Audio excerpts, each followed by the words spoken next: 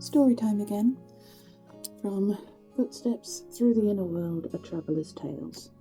Now I thought I'd do Story 2, Chapter 1. The Cave of Echoes. Chapter 1, The Disquiet.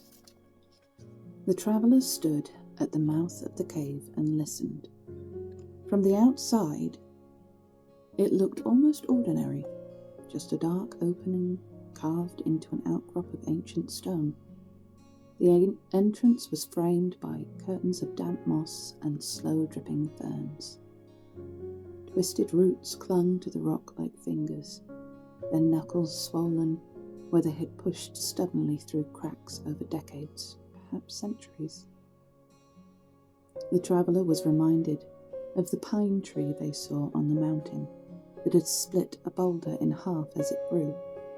Cold droplets fell from the tips of the roots, embedded in the cave walls in slow, rhythmic taps, disappearing into the soil below. They felt certain that all that water must be collecting in an underground lake or river somewhere. The entire area was quiet, hushed, like even the forest was afraid to speak. The trees not willing to move and creak, the animals respectfully shuffling by with nary a chitter. The silence here was strange, heavy, foreboding, not at all like had been described by many people so far. Not empty, not peaceful. A silence with tension in it, a silence holding its breath. It was the kind of quiet that felt aware, as though the cave itself were listening back and holding its breath. The traveller thought about the reasons why one would hold their breath. Anticipation, fear, surprise, pain? Why would a cave feel like this? The traveller shifted their pack higher on one shoulder, feeling its familiar weight digging into muscles still tender from the previous day's descent of the mountain. A dull ache spread across the back of their neck and shoulders, the sort of ache that came not from weakness, but from effort, from perseverance, and from carrying more than one's fair share both physically and emotionally. Their pack was laden with supplies, their small tent, and a bed mat, camping stove and some clothes, along with other bits and bobs a traveller would need on their journey. It had not felt quite so heavy before the mountain. The traveller knew they would have to take a few days' rest soon, before continuing on their way, to recover their strength and let their muscles heal.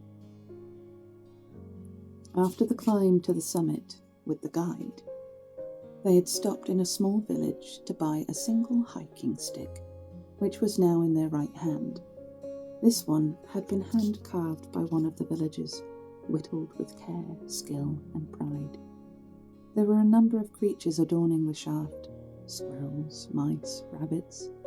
A snake coiled around just before the handle. It was beautiful, truly, and had already helped ease their discomfort a little. Most of the day had been gentle. Sunlight had filtered through layered leaves, dappling the path with moving patterns of gold. The steady hush of pine needles underfoot had created a rhythm that soothed the mind. Birds had fluttered quietly along the branches overhead, as though escorting the traveller, curious but unafraid. The air had been warm and the path welcoming, the world kind. But here, in front of this cave of curiosity, that atmosphere had changed. This cave visit had been meant as a simple detour. The villagers had spoken of it with the kind of reverence people use for sacred places they do not fully understand. Anyone the traveller had asked had instantly softened, hushed their tone, a faraway look of, what was it, love, admiration? And they spoke as if they cherished it. A cave where stone remembers kindness, one elder had said, pressing their palm to their chest as though touching an old blessing, and smiling softly at a memory. The traveller had liked that idea, the thought that kindness could linger, echo, take root in stone. It was enough to bring them here alone. Now, standing at the threshold, they let out a slow breath. No, they didn't. Sorry. They let a slow breath fill their lungs, held it, and released it in a controlled exhale, grounding themselves before stepping into the unknown. No one had spoken in fear. No one had trembled at the mention of this cave. So why did they feel so unsure and unsteady? Excuse me. Cool air flowed from the darkness, brushing over their ankles like water running from a hidden spring. The scent was distinct, mineral-rich, metallic like rain striking old stone, laced with something subtly electric, the sharp signature of lightning moments before it touches the earth. The air around them felt alive, buzzing across every hair on their body. The traveller shuddered uncomfortably.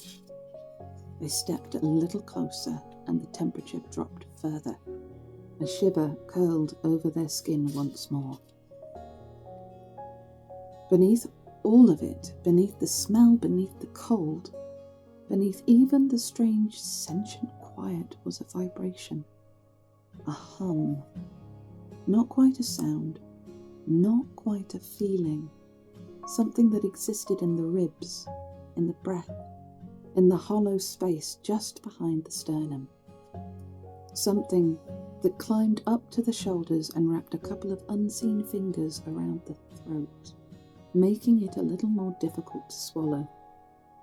It pulsed faintly, then again, a trembling note, emotional rather than musical. A plea, a memory, or perhaps a warning.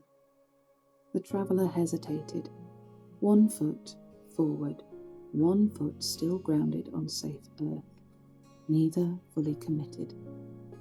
Something inside the cave felt wrong. Not dangerous, but wounded perhaps. The kind of wrongness that came from imbalance rather than malice. And in that moment a memory surfaced from within the traveller. Warm, gentle, violet. And that is scene 1. Hope you enjoyed.